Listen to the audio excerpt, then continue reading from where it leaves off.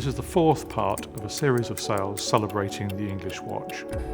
This sale encapsulates English watchmaking from the middle of the 17th century right through to the 1970s.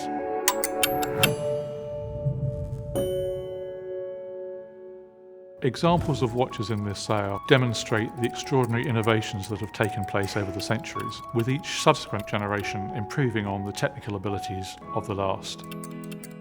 The sale culminates in George Daniels, who was the most important watchmaker of the 20th century. George Daniels was a most remarkable man.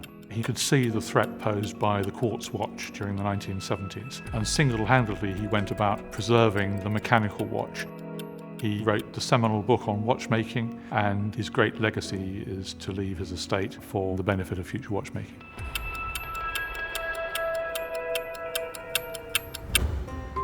One of the earliest watches in the sale is a wonderful astronomical timepiece by Benjamin Hill.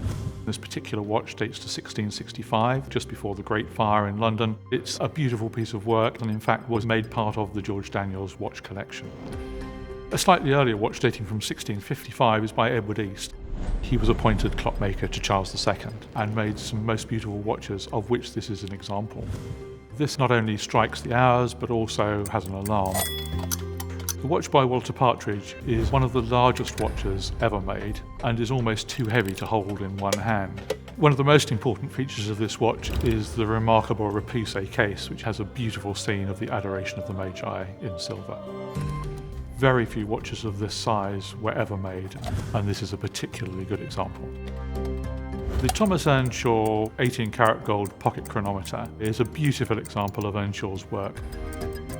The pocket chronometer, of course, was just the next extension and further refinement of the marine chronometer and was the most accurate form of timekeeping at the time. John McLennan was another very fine watchmaker, and he produced this extraordinary miniature pocket chronometer. He miniaturized it to such an extent, it's probably just about impossible to make a smaller watch. In 1969, George Daniels devised his first proper pocket watch. In fact, it's a pocket chronometer. The problem with a pocket chronometer is that it will not start on its own.